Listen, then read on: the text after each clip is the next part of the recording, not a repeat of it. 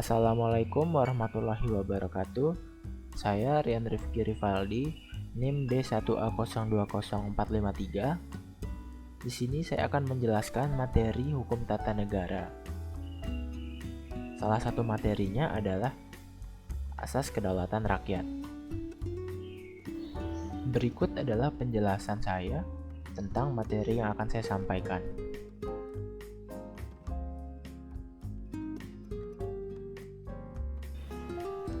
Pada kali ini saya akan membahas beberapa hal terkait dengan materi asas kedaulatan rakyat, baik itu pengertian, dasar hukum, perbedaan formulasi Undang-Undang Dasar 1945, pra-amandemen dan pasca-amandemen, implikasi perubahan rumusan asas kedaulatan rakyat dalam Undang-Undang Dasar. Pengertian kedaulatan adalah kekuasaan tertinggi untuk menentukan hukum yang tertinggi yang berlaku dalam suatu negara. Sedangkan kedaulatan rakyat adalah kekuasaan tertinggi untuk menentukan hukum yang tertinggi dalam negara adalah rakyat, melalui wakil-wakilnya dan pemimpin yang dipilih secara langsung oleh rakyat. Selanjutnya adalah dasar hukum asas kedaulatan rakyat pra-amandemen UUD 1945. Dasar hukum asas kedaulatan rakyat sebelum amandemen UUD 1945 dilakukan terdapat pada pasal 1 ayat 2 UUD 1945 yang mengatakan bahwa kedaulatan berada di tangan rakyat dan dilaksanakan sepenuhnya oleh Majelis Permusyawaratan Rakyat. Rumusan kedaulatan rakyat tersebut membawa konsekuensi adanya supremasi MPR.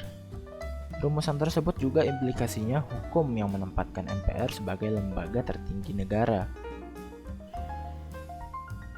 Selanjutnya adalah implikasi ketatanegaraan yang timbul akibat rumusan pasal 1 ayat 2 UUD 1945 pra-amandemen. Yang pertama, menempatkan MPR sebagai lembaga tertinggi negara. Kedua, MPR memilih presiden. Ketiga, MPR yang mendistribusikan kekuasaan kepada lembaga tinggi negara lain. Keempat, presiden menerima mandat dari MPR. Selanjutnya yang kelima adalah kekuasaan membentuk undang-undang ada di tangan presiden. Terdapat dalam pasal 5 ayat 1 Undang-Undang Dasar 1945. Yang keenam, kekuasaan yang besar ada pada presiden. Yang ketujuh, DPR tidak sepenuhnya mengemban dan menyalurkan aspirasi rakyat karena adanya mayoritas tunggal. Dan terakhir, ide partai politik tidak bisa berkembang.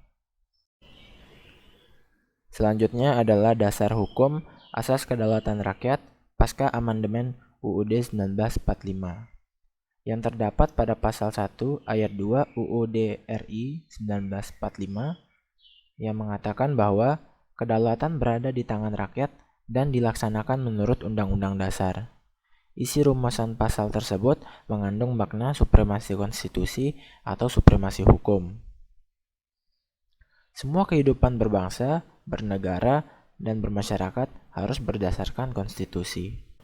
Karena supremasi konstitusi dan kehidupan kenegaraan harus berdasarkan konstitusi, maka konstitusi harus dikawal agar tidak dilanggar. Kalau ada pelanggaran konstitusi, maka lembaga yang bertindak untuk menegakkan pelanggaran adalah Mahkamah Konstitusi.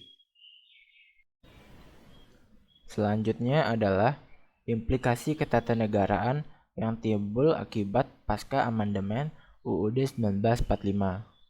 Yang pertama, adanya supremasi konstitusi atau hukum.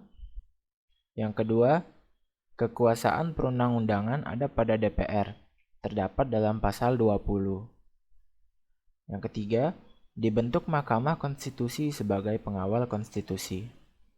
Yang keempat, MPR bukan lagi lembaga tertinggi negara.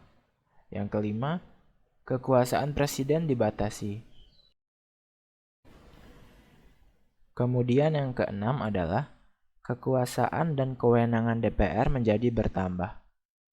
Yang ketujuh, presiden dapat dilengsarkan dalam masa jabatannya oleh DPR atau MPR ataupun MK.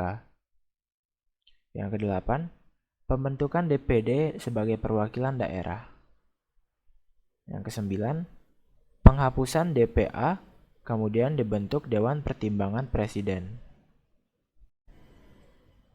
Kemudian yang ke-10 adalah pembentukan komisi yudisial untuk mengusulkan hakim agung dan pengawasan kekuasaan kehakiman.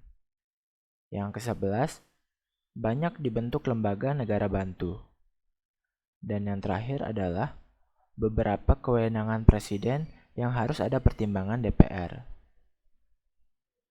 Demikian yang dapat saya sampaikan. Terima kasih. Assalamualaikum warahmatullahi wabarakatuh.